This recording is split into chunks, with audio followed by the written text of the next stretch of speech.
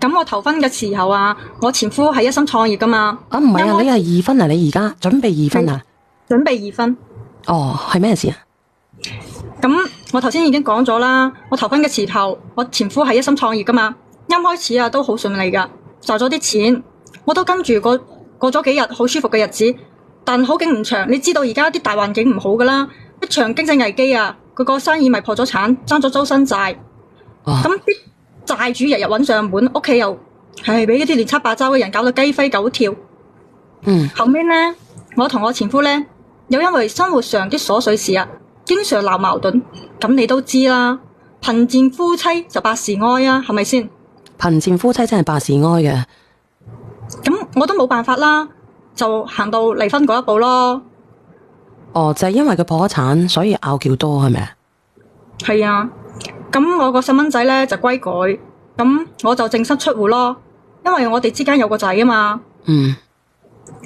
離咗婚之後咧，我通過朋友介紹就識咗我而家呢個男朋友，佢係二婚嘅。哦，即係大家都係二婚家庭咯。冇錯，不過佢帶住一個女。不過佢經濟條件唔錯噶，喺一間大公司嗰度做管理層嘅，個為人都幾踏實噶。雖然啊，都唔係咩大富大貴，但收入都仲算可以。咁起碼比上不足啊，比下有餘啊嘛。我哋不如你唔使講到文縐縐嘅，你平時咁樣同我傾偈得噶啦。好啦，因為我睇你咁斯文啊，我就唔自覺我就會講一啲咁文縐縐。我平時講嘢好快噶。咁你講嘢咧，你可以平時咁樣得噶啦，好似而家同我傾偈咁樣得噶啦。如果唔係嘅話咧，等下咧我就會 show 我自己啲知識出嚟噶啦。我哋好快咧就埋一齊啦。我頭先同你講咗噶啦。咁我哋好快就會結婚嘛，而且我仲有咗 BB。哎呀，點知前段時間啊，我前夫啊就突然間聯繫我，佢話我家婆啊病咗喎。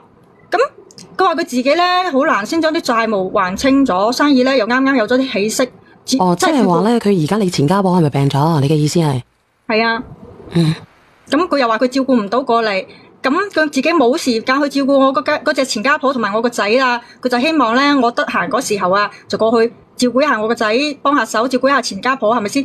咁個仔係我自己嘅，係咪先啊？咁我冇咩理由拒絕佢噶嘛？冇咩理由啊？係啊，其實點係冇咩理由咧？你可以照顧你個仔，問題你前家婆你係冇義務去照顧嘅。咁點解你會諗住去照顧個前家婆嘅呢個女仔？其實一開始啊，我都係拒絕噶嘛。咁我畢竟我哋都離咗婚噶嘛，我唔想佢即係唔想同佢哋屋企有啲咩瓜葛啊。不過我前夫話只要我肯幫手啊，等我前家婆個病好咗咧，佢就會俾筆錢我。而且啊，佢對我以前都好好噶，所以哎呀，咁如果既然以前對你咁好嘅，點解你又分開咧？其實家婆還家婆嘛，老公。即係你嘅意思係你前家婆係對你好好嘅？係啊。咁你知道噶啦，我一個女仔人家喺出邊都唔容易，係咪先啊？咁佢話佢仲即係我前夫啊，佢話我以後有咩困難，佢一定會幫我。咁我一聽啊，我心肯定即係心入邊心喐喐啊，因為我而家雖然啊準備同我嗰隻男朋友結婚啫，但係啊佢對我有所保留噶。我點解咁講咧？因為啊佢每個月啊，佢只會俾一部分嘅錢俾我。即係作為生活費啊！唔係啊，我想問下你喺你嘅定義裏邊咧，我哋結咗婚咧，係咪要將所有嘅錢俾妻子管嘅咧？定係點樣嘅咧？你係點樣諗嘅咧？呢個聽眾結咗婚之後啊，肯定要將嗰啲錢全部上交俾我啦，係咪啊？肯定要將啲錢上交俾你啊！你以前嘅先生係咪咁樣做嘅？我以前先生都係咁做噶。你以前先生係將所有嘅錢俾你嘅，但係二婚佢唔係俾你俾一部分你係咪？係啊，都唔俾晒我。你點解要俾晒你呢？問題係佢同你之間係咪先？佢同你之間係隔咗一層好多好多嘅膜嘅。咩膜啊？唔係呢啲咁樣嘅膜，係因為你亦都有你嘅前夫啦，亦都有個小朋友啦，佢自己亦都有個小朋友啦，啱唔啱啊？梗係唔啱啦！男主外女主內，佢做咩可以？即係我哋就快結婚啦，點解佢只係攞一部分俾我啫？咁少？我想問下咧，而家啲二婚家庭咧係咪咁樣嘅咧？咁你應該要結婚之前，你要問清楚佢。問清楚佢啲乜嘢啊？我哋要結婚噶咯，咁到底咧，佢會每個月俾幾多錢你啊？定係會俾晒你咧？你要問清楚佢先得。如果佢話我每個月會俾一部分，即係話佢以後都會係咁樣嘅規劃嘅，咁就睇下你自己願唔願意咯。係啊，小圓姐姐，我同你講，錫老婆嘅男人先至會發達噶，所以未結婚之前我就要管住佢噶嘛，唔係咁結咗婚之後我壓唔住佢噶嘛，係咪先？咁問題係佢唔制啊嘛，你聽唔到咩？呢個男仔亦都唔係蠢仔嚟，係咪啊？所以我咪應承咗我前夫咯，開始成日返我以前嘅屋企啦。應承你前夫啊？咁你有冇諗過咧？你前夫叫你過去咧，可能都會有乜嘢嘅？都會有目的嘅咧。咁咪就係要我幫佢睇住我前家婆同埋帶下我個仔咯。咁我又問你一個問題啦。咁你前家婆，你前夫而家咧係生意失敗啊，定係風生水起咧？啱啱起步，準備風生水起啊，所以佢咪攞唔出好多資金。既然係風生水起嘅，喺你嘅定義裏邊咧，幾多錢先至係夠有錢咧？你話俾我知。係啊，起碼月入啊10幾個啦。咁你話佢準備風生水起係咪？而家喺出邊請個人要幾多錢咧？你問我請一個保姆一皮啊，1萬蚊係咪？我打你1萬蚊，唔通佢請唔起咩？點解佢會叫翻嚟咧？你覺得佢係奶念你啊？定係點樣咧？有乜嘢目的咧？因為你哋已經係咧天各一方噶啦，你有你嘅生活，佢有佢嘅忙碌噶啦。梗係唔一樣啦。咁係我前家婆掛住我啊，再加上啊，佢而家嗰啲咁嘅資金啊，全部攞去要攞去壓住嗰啲嘅貨，邊有咁多錢攞出嚟啊？係咪啊？咁你覺得咧，佢係畫個大餅俾你啊，定係真係會俾呢筆錢你嘅咧？好難講噶呢啲嘢，姐姐。我畢竟同佢有個細路，又生活咗咁多年，我信佢嘅人品嘅。你信佢嘅人品，所以你過咗去。係。咁你有咩問題啊？如果係咁樣嘅，既然你已經係選擇咗呢條路，咁我諗咧，你嘅前夫唔係你而家嘅先生咧，而家嘅男朋友咧，佢肯定可能會有意見，佢知唔知道先？佢之前唔知道噶嘛。咁你講啊。咁我咪開始成日翻我以前嘅屋企啦，咪咁我次次見到自己嘅仔啊，即係我每次要走嗰時候，佢嗰種難過表情，我心入邊啊就會有少少觸動啊。咁我前家婆啊病得又重，係咪先？即係我照顧起身其實唔輕鬆噶，所以我又要上班又要翻去照顧佢。咁我翻咗去我男朋友身邊咧，我男朋友啊好快就發現我唔對路啦，問我咩回事，我咪話隨便搵個理由啊，話我只不過去探下我朋友啫嘛。但係次數多咗啊，我男朋友又起咗疑心啊。咁有一次啊，佢就偷偷啲跟咗我。就發現咗我去我前夫屋企度咯。發現咗你去嘅即係點講咧？行得夜路多，總會有人察覺嘅，就好似你咁樣係咪？你唔能夠經常講大話，因為咧你唔能夠東補西長，始終都會有咧測盡謊言嘅一日。咁你成日翻去，佢肯定會知㗎。係啊，咁咪係咯。咁我翻咗屋企之後啊，佢對我啊大發雷霆啊，就喺佢發火啊，即係問我究竟咩回事啊？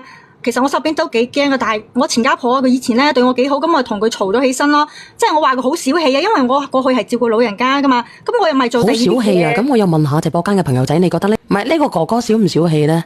嗱，有個男仔嚟嘅，我可以連下佢。你好。係你好啊！你係想講佢嘅故事啊，定係評論一下呢個聽眾嘅咧？係啊，講下佢故事。講佢嘅，咁你又講下你係點樣嘅咧？你有咩見解咧？我想問下呢位姐姐，即係佢依家係想做咩？係啦，你想做乜嘢？哎呀，其實我咧就係想，即係我而家好糾結就係呢件事情咯。點糾結啊？咁你聽我講埋落去先啦，係咪啊？講。咁之前我哋嘈咗，自從我哋嘈咗交嗰時候啊，之後啊。即係我男朋友咧，就覺得我心入邊仲掛住我前夫屋企，即係佢話我對感情唔夠忠誠喎。其實我就係覺得佢唔夠理解我，即係我過去只不過係照顧病人啫嘛，我又唔係做乜嘢啊。而且到時人哋話會俾筆錢俾我噶嘛，係咪啊？咁當然啦，呢件事我未同我男朋友講過，但係啊，你有冇聽到啊？係冇講過俾筆錢，係咪？哎呀！但係最近我發現咧，我男朋友對我啊越嚟越冷淡啊，甚至開始考慮要唔要同我結婚咯。咁我咪驚咯，因為佢個經濟條件仲 OK 噶。咁我同佢拍咗拖幾年噶嘛，咁我哋有感情噶嘛。但係我前家婆啊又病咗，咁我堅持照顧我前家婆已經半年噶咪。咁如果我而家咁樣走咗，我前夫又未俾錢我，你話咁樣我係咪好唔甘心，好蝕底啊？唔係好蝕底，你係想即係兩邊都有着數，但係依家你就係兩頭唔打換咁。喂，如果你調翻轉係，如果係你，即係比如你比較有錢嘅即係你比你呢個男朋友呢方比較強嘅，即係你好想搵呢個男朋友同你結婚嘅，但係你男朋友咧又成日翻佢前妻嗰邊咁，你又點諗咧？係啊，你諗下，我呢個就係當係打工咁啊，做個護工啊，一個月啊都有成皮嘢啦，係咪啊？咁我而家咁樣走咗，佢乜嘢都唔俾我，咁咪蝕晒底咯。哦，咁其實咧，佢係一次過俾一筆你嘅，係咪啊？你覺得係佢講係一次過俾一筆錢你？係啊，一次過，我覺得咧，如果係咁樣嘅話，可能畫大餅嘅喎。點解你唔叫佢每個月咧？呢個下邊嘅後生仔，你講唔講得通呢個姐姐咧？你有咩見解咧？你又人間清醒。係啊，你知唔知我係想佢每個月俾啊，但係佢話要暫時要周轉下。你話暫時要周轉下，咁原你咧呢個人間清醒，你又有咩見解咧？如果係咁樣嘅，你話護工嘅話，每個月都會有工資收嘅咧？喂，大佬啊，你諗下你男朋友嗰邊係點諗先得噶？你想錢，但係你係咪係要翻你前夫嗰度先？姐姐，你好啊，呢個姐姐仔點樣咧？你又有咩見解呢？呢個人間清醒咧，佢都好似無話可說啊！咁你又有乜嘢話可說咧？到底佢係咪畫大餅嘅咧？呢個前夫嗱，其實姐姐可以咁樣解釋啦，我講你先啦，唔好講你老公住。你點解兩頭唔到岸呢？就係因為你當初係因為經濟問題，咁大家過唔落去。而家個老公又同你講翻，個前夫啊同你講翻話可以有機會或者會係東山再起啦。咁你唔多唔少都係有少少感覺係，我如果過翻去一段時間，其實你自己都兩邊考慮。你唔好講話唔好講話你而家個男朋友先，你基本上你兩邊都考慮，你睇下邊邊強嘅啫。係啊，你睇下邊邊有錢啲嘅啫，我可能估計你咁樣講啦，係咪先啊？咁你自己好似你當初承唔承認係呢樣嘢先？係啊，梗係唔係啦。咁我個仔又喺嗰度，咁我又方便照顧啦。我都唔忍心我個仔冇人照顧啊，係咪啊？好啦，等等打住。咁你話你唔忍心你個仔冇人照顧嘅，點解你當初要分手咧？點解要離婚咧？咁過唔落去就係自然咁你過唔到去，但係你又要翻去照顧個仔，你係咪好矛盾咧？喂，之前啊，即係我前夫啊，可以照顧到噶嘛？咁佢而家啊，咁我家婆有好多事啊，佢照顧唔到啊。咁當時實在係過唔落去啊，咁冇辦法噶啦，我哋只可以分手啦。而且我哋兩個感情唔啱，同個仔都冇關係嘅。嗱，姐姐，其實你講嘢好矛盾噶，一時就話你嘅前夫以前對你都唔錯，一時又話大家感情唔好。好啦，到你要離婚嘅時候，又話個老公可以照顧個仔，你一識講啦。嗰陣時佢都破產邊緣啦，佢點樣去照顧個仔啊？你根本回頭都冇回頭望。我前家婆對我唔錯，唔係我前夫對我唔錯，但我家婆而家病咗嘛。咁即係話你以前個前夫對你係唔好嘅？都算好嘅，都唔算太差㗎。係咯，都算好嘅。咁佢破產落難嘅時候，嗱，咁佢係唔會講大話嘅，因為佢講句都算好。你話差嘅咧就乜嘢係咪啊？你話差嘅佢會直接講出嚟嘅，佢話都算好，即係話唔會差。咁你而家咧就等住呢個前夫睇下佢有冇幾多錢係咪啊？會唔會真係可以一飛沖天？可唔可以真係可以風生水起？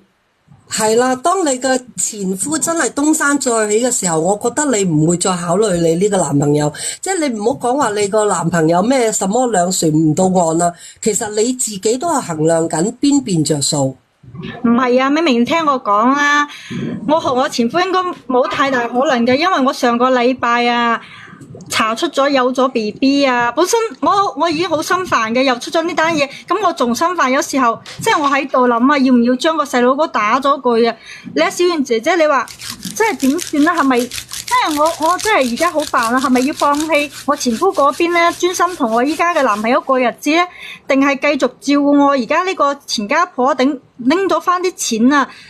再講即係你而家個男朋友係咩要求先？你個男朋友最主要係咩要求？我唔知道啊，因為佢依家對我好差啊，佢都即係佢單方面同我冷戰啊，連俾我啲生活費啊都不斷咁減少，即係我好冇安全感啊！上次我想心平氣和咁同佢傾啊，但係啊，即係每次我一開口佢就會打斷我喎。前幾日啊，佢屋企人知道我成日去我前夫屋企嗰度啊嘛，咁佢哋仲好反對我哋結婚啊，甚至叫我將我島入邊個細佬哥打咗。咁你話啦，有冇啲咁嘅人嘅係咪先啊？嗱，咁打唔打就你自己嘅問題啦。聽聽佢講下呢個後生仔。好啊。姐姐啊。如果你係真係想同你男朋友一齊過生活嘅，咁你點解唔斷絕你前夫呢度啊？因為你已經離咗婚，關你咩事啊？係咯，我都講咗啦，咁我已經照顧咗成半年啦，係咪啊？半年半年都有6-7萬蚊啦，姐姐。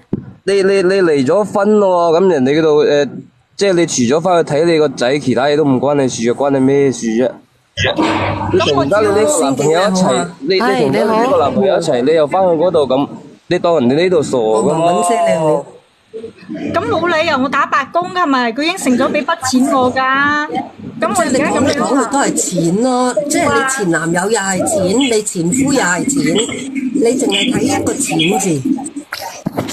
佢依家係恃住自己有個肚，又想掹住佢男朋友嗰邊結婚，又想收佢前夫呢邊嗰啲人工，兩而家頭佢男朋友要食。佢落啊，佢個男家嗰肯邊要佢定落啊。噶啦，肯定噶啦。嗱，即係正常。嗱，我問啊，人間清醒，我問你個問題。嗱，你個女朋友成日翻去照顧個前家婆，咁係咪有機會同個前夫接觸？係咯，咁我想問你個女朋友有咗，你會唔會懷疑個肚係個前夫嘅？會啊，每日翻去照顧啦，跟住又翻去食飯啦，即係叫佢執嘢走啊，翻佢過叫佢。咁咪係咯，咁所以如果你哋屋企話個肚唔要嘅話，咁係咪會衡量個肚究竟係我個仔嘅定係人哋前夫嘅咧？呢個不確定因素，咁人哋如果要你卸貨，係人哋嘅衡量，呢個都值得理解，係咪？係你哋唔好亂咁懷疑啦，唔好亂咁猜測我個 BB 就係我男朋友嘅，而且我照顧咗唔係我哋猜測啊，姐姐啊，我都冇理由一猜測筆錢唔要就走噶，係咪啊？就係因為呢個男嘅佢係俾咗一個大餅你食嘅，係你食緊大餅啊，姐仔係食緊大餅啊，我唔係同你講笑啊。佢前夫其實係耍佢嘅啫。係啊，你以為咁容易發達㗎？啊，風生水起啊！你睇下佢做緊啲咩大工程嘅？風生水起都唔要你啦，家下出邊咁多2+1。你聽唔聽得到啊？我都未諗住同佢復婚，我諗住同我而家嘅男朋友結婚噶嘛。如果係咁樣嘅，你咪如果係咁樣嘅，你咪理清關係咯，同人哋。我諗你個前夫根本都冇諗住同你復婚，佢只係睇下呢一個前妻為咗錢會唔會走翻嚟同我做個免費工人？結果你會啊嘛？你話你個免費工人啊？我點知你走去啊？我而家一無所有啊，係咪真係風生水起？如果係嘅話，佢肯定會俾人兩你嘅，點會拖你成大半年呢？仲有你兩個走咗翻去，有冇搭過尾呢？冇啊，冇啊！你男朋友，如果我係你男朋友嘅阿媽，我都唔信啦，大佬，我點知個孫會唔會混淆噶？咩嘢話？我可以去檢噶嘛，係咪啊？生出嚟啊，可以做嗰隻去醫院檢查噶嘛？我怕乜嘢啊？行得正坐得正。咁但係你行得正坐得正，但係你行到個棵樹，你差幾多分鐘啊？呢啲勒人嘅嘢，勒就得噶啦，啊係咪啊？人間清醒，行去屎坑嗰度，嗱，同你去屎坑嗰度幾長時間啦？我唔係呢個廁所啊，呢個屎坑，你多死！廚房得唔得啊？我真係話俾佢知，我一拉你去屎坑，唔係佢人哋一拉你去屎坑就係咁多個咁長嘅咁短嘅時間。阿文文姐，你覺得點啊？文文姐開麥，文文姐，你講啦，阿文姐你好，阿文姐。文姐係咪要連錯咪啊？前咩咒啊？使咩前啫？唔使啊！而家啲幾廿歲嗰啲唔使嘅。係人哋都前妻前夫啦，前咩咒先得噶？打錯下佢哋喺廠入邊偷聽啊！可能係連錯係嘛？冇啊，唔使嘅，唔使啲咩咒嘅，唔使嘅，唔使嘅，好快嘅。唔係咁，如果你而家嗰邊點啊？你嗰邊係直頭唔要啦，係咪啊？我都同你哋講啦，我同我前夫啊根本冇感情噶嘛，況且啊佢都知道我有男朋友噶嘛。哦，咁就算我當你冇嘢都好，咁你都係為錢啦。而家佢畫到個大餅咁大啦，都唔俾你咁點啊？佢唔俾你都冇辦法。半年噶啦，你再落去咧，你不如等啊！佢有冇兄弟姊妹啊？你前夫冇啊，獨生子咋？咁啊，咁，如果係咁樣嘅，你叫佢請工人啦。要麼咧你就復婚，要麼咧你就叫佢請工人。你復唔復婚啊？我肯定唔會同佢復婚啦。咁唔復婚嘅你就好好地牢靠住呢個男人。如果唔係嘅話咧，呢個男人唔理你嘅，你終究係一個人。一個人嘅時候咧，咁咪行翻埋咯，就係咁簡單咯。唔係啊，小圓姐姐啊，你睇下，咁而家我同我男朋友未結婚啦，佢都咁嘅樣啦，其實我好擔心啊，即係我覺得咧，我依家陷入咗咩狀況？我覺得我好似走投無路嘅絕境咁。咁我肚入邊嘅細佬哥一日一日咁喺度長大啊嘛，係咪先？咁而家我連我細佬哥可唔可以平安出世我都唔知啊，因為我男朋友而家個態度啊，令我睇唔到希望啊嘛。係啊，而家係佢男朋友已經開始越嚟越唔理佢，越嚟越唔俾錢。其實我覺得佢男朋友啊，即係叫做叫半放棄邊緣，因為佢始終都係有個肚，一係你嫁我，一係就慢慢減咯。係啊，因為我自己婚我又結過啦，細佬哥我又生過啦，係咪先？老婆又走過啦，老婆走咗一個，還有一個。你想佢留你嘅，咁你咪去做個D 咩 M 咩 A 咯，咁啊證明個肚係佢嘅，咁啊都有兩分勝算啦。咁係佢都係點樣咧？係佢又點樣咧？就算係佢都咁樣話噶啦，你成日翻去前夫屋企嘅，你毫無邊界感嘅，你都唔尊重我嘅，我揾你哋做乜春啊？嚇，分分鐘可以過咪過咯？對於我嚟講，唔可以過咪唔過咯。前男友咧都知道佢性格噶啦，因為佢一開頭已經話要全權掌管呢個錢嘅問題。佢前男人都即係我覺得開始避忌佢啊，唔多唔少都係。咁你哋過生活啊，係咪都係即係男主外女主外來啊？係咪啊？要捉住啲錢啊喺手入邊啊，你哋先至覺得安樂噶咪啊？如果你唔捉住嗰錢，會覺得好冇安全感，好心錢咧，我話俾你知，你永遠攤大隻手問人哋攞錢嘅，你都冇底氣嘅。你要麼你就努力啲，學我哋做一個自強不息嘅女人，自己去揾錢唔香咩？人哋俾你嘅係錦上添花，自己揾嘅先至可以發揚光大噶嘛，流傳萬世噶嘛。係啦，啱唔啱啊？我想問下直播間嘅朋友仔，有幾多個男人啊？因為佢要托起成片天，佢要養起一頭家，佢自己嘅壓力又大。你話你指意佢俾晒啲錢你，幾壓抑啊？咁問題係我自己揾嘅，我唔香咩？係咪？我可以高聲氣大咁嗱，呢頭家我都有付出嘅，你唔好喺度同我格格嚼嚼。嗱，我就係咁有能力咁有底氣噶啦。錢你好鳩屎咩？你幾千蚊？唔係喎，我自己都有揾錢，但係我都要捉住佢嘅錢喎。我啲錢又咪用喺呢頭家度嘅，係咪啊？就算我自己揾錢咁，我個男人個錢一定要俾我捉住噶。如果唔係啊，男人有錢就去滾噶嘛。我而家係留住佢出去滾啫。咁啊，姐姐而家唔俾你嘅話，你點啊？你諗住點啊？如果佢講到明噶啦，佢而家擺到明，我唔俾你噶啦。你哋冇談好條件啊，姐姐，你係睇到人哋嘅條件好，但係你冇談好條件，人哋都俾唔到呢啲咁樣嘅條件你，知唔知啊？因為你而家係2分嘅，唔係1分嘅，多謝上我。阿姐姐，我由聽你講到依家到我上嚟，你都唔冇一句說話係出自內心咁樣去愛你老公，每一句說話都係話冇錢生活、冇錢生存、冇錢養、冇錢養肚。你那麼有一句話係你點樣愛你個男朋友都過得去啊，大佬。係仙境啊！咁冇錢點樣生活係咪啊？冇錢你打白工啊？咁冇錢點樣生活？咁你自己有對手噶嘛？你做乜無啦啦得個病啫？你真係我覺得你真係無啦啦得咗個病啊！但係佢對我嘅態度好冷淡啊嘛。你係急性發錢寒啫嘛？你去八大褂嗰度睇好呢個病冇事啊？邊有得醫㗎？去銀行先有得醫嘅呢個地方。係喎，人間蒸發啦，哥哥仔，你係急性發錢寒要去銀行醫啊，冇錯。係人間蒸發，哥哥，你會覺得點？唔係人間蒸發啦，你咪講人間清醒啊！你叫佢清白喎，你做乜蒸咗人哋啊？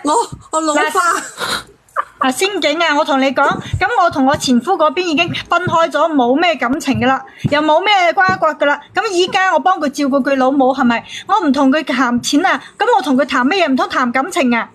重點係你個前男友見到你半年都冇人工，你都唔肯走，然之後繼續留喺度，呢度先生疑，OK？即係如果你個前夫係每個月出糧俾你嘅，咁你你男朋友係睇到嘅，咁係一場賓主關係，人哋係唔會話咁大疑心，而係你咁耐時間大半年啦，你一分錢都唔收，然之後你繼續留喺度，喺男人嘅心態覺得你究竟係為錢呢定係為情呢？大佬盲嘅都知啊！我梗係為錢啦，我為咩情？我同佢一啲感情都冇啦。咁好心理啦，喺邊度揾唔到啊？如果你有心嘅，你可以行去揾佢做家政，都有1萬幾千蚊啦。點解要扯埋去呢？肯定有啲不可告人嘅關係。如果真係冇嘅，好心理呢，劃清楚條界線，該見你個小朋友嘅行出邊見，該點樣嘅你作為朋友咁樣呢，你知會一聲你老公、你男朋友就得噶啦。如果唔係嘅話呢，你好難噶啦。姐姐，你有乜嘢？方一啲咯。我覺得你有乜嘢咧，你唔好再隱瞞啦，你講埋佢啦。你一個咁貪錢嘅女人，急性發展寒個病都醫唔好嘅，大半年時間你一分錢都唔收，你肯？你當時為咗冇錢，你所以搞腳走人，連個仔都唔要。依家大半年唔出人工，你肯踎喺人哋嗰度咁耐，你有咩未講啊？避忌啲啦，唔好講啦，因為咧講極都係三幅屁嘅啦，姐姐，你話事啦。倒數第一咪嗰個係邊個嚟㗎？我啊。啊？喂？你講嘢？聽唔聽到啊？聽到啊。聽到。我想問下匿名啊，佢頭先喐啲啊，都講錢啊。咁係咪啊？你前夫或者你而家呢個男朋友吉啊你都要計錢啊？嗱，小心啲喎，封號㗎喎。你咁唔講錢，你咁犀利啊！咁你去做嘢嗰時叫老闆唔好俾錢你啊！你出去買嘢嗰時唔俾錢啊！睇人哋俾唔俾嘢俾你咁叻。我由結完婚到而家，我真係冇出去做過嘢。咁你咪喺度企住喺度講嘢啊！唔腰痛啦！你都唔知道啊！揾錢幾艱難啊！你梗係喺度擘大口喺度講嘢啦，係咪啊？你從來都唔為錢憂愁，你點解知道冇錢係咩感覺啊？一次就要計錢嗰種。姐姐啊，你依家係你前答咗我先啦。你前夫有錢啲啊，定係你男朋友有錢啲啊？我點知啊？你講呢啲嘢，我完全唔關心嘅。哦，我唔關心，咁你計錢計到咁足嘅？我點計錢計到足啊？唔通我喺邊度？咁你話你唔關心啊嘛？我喺度打白工啊嘛？我唔通我打白工咩？我喺度踎咗成半年，我照顧我奶奶。咁咪係咯，但係因為你成日講話打白工咩？我先忍唔住連線上嚟問你㗎咋。唔係你奶奶係你前任嘅奶奶，而家咧你可以叫阿姨。咁啊係咯，人哋匿名姐姐我好聲好氣問你啫，咁都係想幫你解決問題。咁你自己又唔肯答人，你又要駁嘴，咁你而家想申訴啲咩啫？其實冇咩申訴啊，你點樣去揀呢？姐姐，我同你講啦，你要麼咧，你劃清界線，你講俾你老公知，你俾個信任你而家個老公，你而家嘅先生，如果你話你就嚟結婚嘅，如果唔係嘅話咧，人哋睇唔到信任感咧，人哋唔同你嘅。仲有一個問題就係話咧，呢個男人你要知道，你嫁俾佢，即係我企喺你個角度嚟諗下，我嫁俾呢個男人，我唔論你有冇小朋友住，我嫁咗俾呢個男人嗱。我嫁咗呢個男人，如果佢有1萬蚊嘅，佢可以俾幾多錢你？如果佢俾3000蚊你嘅，佢永遠佢都係俾住3000你嘅喎。佢入邊有7000蚊，佢係佢自己放住嘅喎。咁你制唔制？你甘唔甘先？如果唔甘心嘅，你就唔好嫁喎。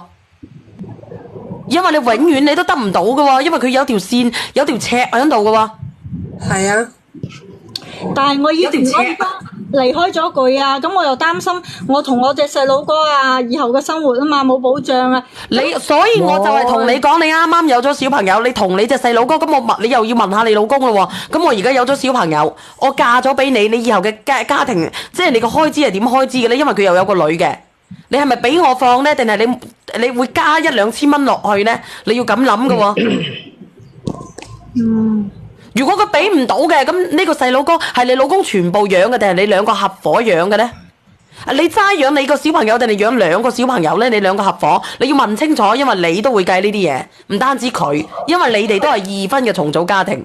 唔係啊，小圓姐姐，之前我男朋友啊，佢份量啊，全部俾晒我嘅，咁佢而家俾少咗啊嘛。係你老公定係你男朋友？男朋友唔係啊，你頭先咧開頭嗰時話你男朋友俾部分你嘅啫係嘛。咁後尾又俾部分啊嘛，佢慢慢啲少，啱開始唔係咁，後尾又變晒。姐姐，你點可以要求一個人一成不變嘅咧？你點可以要求一個俾你咁樣傷害嘅人都一成不變嘅咧？佢係有腦嘅，佢唔係豬腦嚟噶。人哋係有知覺噶，人哋係有感情點位噶，人哋有反應噶，佢唔係嚿木頭嚟噶。我都唔會制啦。你咁樣咧，姐姐唔適合你呢個男嘅。如果你話你適合你嘅，佢可能會防住你嘅。係咁，我前夫嗰邊我又付出咗咁多，依家咁你要麼你就斷咗佢，因為你睇在你個前奶奶咪對你好好嘅，你咪當報恩咯。如果你話唔得嘅，咁你就嫁翻俾佢啦。我唔嫁噶，我對佢冇感情嘅。咁你對佢冇感情嘅，你就會去你連你先生上嚟啊？佢唔睇玩呢啲咁噶，佢唔玩。你連上嚟就玩噶啦，大部分人都係咁樣嘅，冇理由唔刷抖音嘅。姐姐你老實啲啦，你對你個前夫冇感情，白做半年都肯，冇可能。點啊？你點樣？你嚟連唔連個男仔上嚟？你連嘅，我等你。咁我連我男朋友，你同我男朋友解釋下咯。我同我前夫冇感情噶。你而家連誒幾時連？你話俾我知。唉，到時你夠唔夠膽連先嗱？唔係小丸，我覺得先連佢前夫先，搞清楚佢同佢前夫真係冇嘢嘅，個肚都唔係佢前夫嘅，先可以同佢個男朋友傾，如果唔係好難連你前夫傾。啊？梗係先連個前夫先啦，搞清楚個肚先啊嘛，而人哋親口承認唔係佢真嘅。係連佢前夫，跟住再連佢男朋友嘅話，盞麻煩㗎咋。連咗之後就冇婚姻噶啦，話俾你知，連咗之後就冇婚姻啦。係啊，搞到仲大件事㗎啦，乜嘢都捅破晒，就乜嘢都玩完㗎啦，所以呢個姐姐要諗清楚咯。佢有嘢未講㗎，佢真係有嘢未講。連唔連啊？係啊，你知道點解我成日咁樣翻去嗰度照顧我前奶奶，就因為我前夫應承過，如果我前奶奶好翻啊，佢會俾50萬俾我噶嘛。咁你奶奶好翻未啊？個餅畫得唔你前奶奶好翻未啊？咁就係咪啊？我而家眼見佢咁咪照顧眼見佢咁樣係咪啊？萬咯。我你咁樣啦，姐姐，服侍咗咁你咁樣啦，耐，你唔好諗佢發錢咁多啦行。都未好翻啊！佢前奶奶點會好翻啊？係啊。